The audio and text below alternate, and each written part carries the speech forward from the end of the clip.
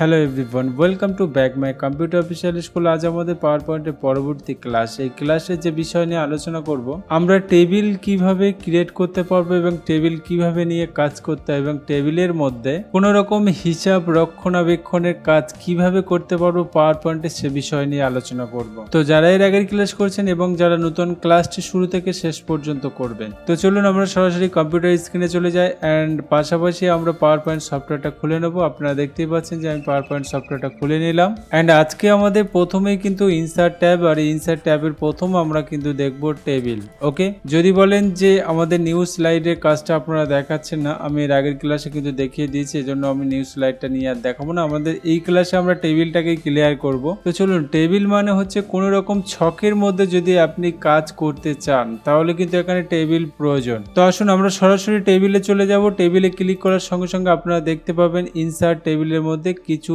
ছক এখানে কিন্তু দেওয়া আছে। এই ছকের মানেটা বুঝতে হবে। আমরা লেফট থেকে রাইটে যাব, এক একটা ঘরকে বলা হয় কিন্তু কলম। আমরা এখান থেকে কলম চুজ করতে পারবো এবং আপনারা যদি রো চুজ করতে চান উপর থেকে নিচের দিকে আসতে হবে এখানে রো চুজ করার জন্য। ওকে, অ্যান্ড পাশাপাশি আমাদের কটা কলম লাগছে, 3টে কলম নেব আমরা, এবং পাশাপাশি এটাও নিতে হবে আমাদের রো কটা লাগছে। যদি আমাদের 5টা রো লাগে আমরা এখান থেকে 5টা রো নিয়ে নিতে পারবো। ওকে, অ্যান্ড ক্লিক করে দেওয়ার সঙ্গে সঙ্গে দেখুন আমাদের টেবিল কিন্তু ক্রিয়েট হয়ে গেছে। বাট টেবিলে অনেক রকম ডিজাইনের বিষয় থাকে, এই ডিজাইনটাকে নিয়ে আমরা পরবর্তী আলোচনা করব।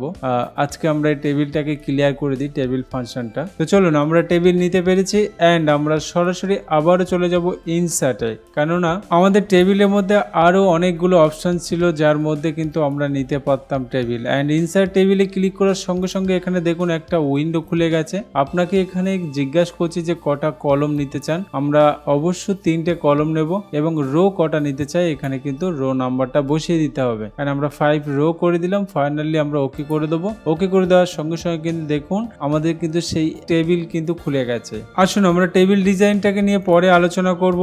আমরা আপাতত ইনসার্টে গিয়ে দেখি আরো কোন অপশন গুলো আছে। এখানে আপনি দেখতেই পাচ্ছেন যে ড্র টেবিল। এই ড্র টেবিলের কাজ হলো এটাই যে আপনারা কাস্টমাইজ যখন কোনো বিল তৈরি করবেন, মনে করুন যে আপনি একটা মোবাইল শপ থেকে মোবাইল নিয়েছেন বাট সে একটা বিল দেয়, তো সেই বিলগুলো কিন্তু অত্যন্ত জরুরি আমাদের টেবিলে করার জন্য, কারণ প্রত্যেকটা ছকে থাকে আপনি কত পিস নিয়েছেন, কত দাম এবং পে করেছেন কত, এই সমস্ত বিলগুলো কিন্তু ড্র টেবিলের মধ্যেই করতে হয়। অ্যান্ড ড্র টেবিলে ক্লিক করার সঙ্গে সঙ্গে আপনারা এখানে চলে আসবেন, এসে আমরা ড্র করে নেবো অ্যান্ড আমাদের ইচ্ছে মতো বিল কিন্তু এখানে তৈরি করতে পারবো। আমরা ড্র করে নিলাম অ্যান্ড ড্র করে নেওয়ার সঙ্গে সঙ্গে আপনারা দেখতেই পাচ্ছেন আমাদের কিন্তু এখানে একটা টেবিলের সাইজ খুলে গেছে। বাট এই টেবিল যদি আমরা মডিফাই করতে চাই তাহলে কিন্তু এখান থেকে মডিফাই করতে পারবো। ওকে, অ্যান্ড এই জন্য কিন্তু আমরা ড্র টেবিলে অপশনে ক্লিক করবো অ্যান্ড পাশাপাশি এখান থেকে আমি আরেকটা ছক করে নিলাম, কারণ হলো আমরা এই ছকটাকে মুছে দেবো। ওকে, আর মুছে দেওয়ার পাশাপাশি আপনারা দেখতে পাচ্ছেন আমাদের একটা টেবিল কিন্তু চলে এসেছে। আসুন আমরা পরবর্তী অপশন দেখি। আমরা টেবিলের মধ্যে ক্লিক করার সঙ্গে সঙ্গে কি দেখতে পাচ্ছি, আমাদের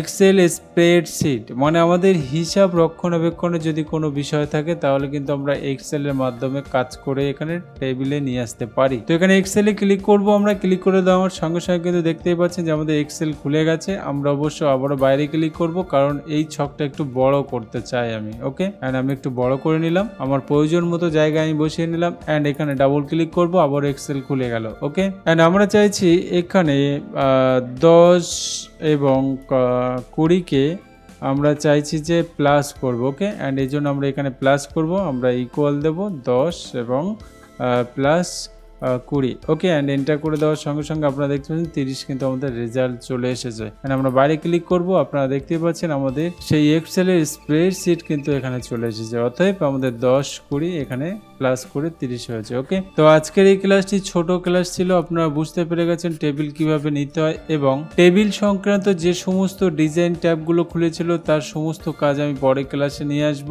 আপাতত আপনারা টেবিলটাকে নিয়ে প্র্যাকটিস করবেন এবং যদি কোনো সমস্যা হয়ে থাকে আমাকে অবশ্যই কমেন্ট করবেন। আপনার মূল্যবান সময় দেওয়ার জন্য ধন্যবাদ এবং আমাদের পরবর্তী ক্লাস নিয়ে আসা পর্যন্ত আপনারা সবাই ভালো থাকবেন।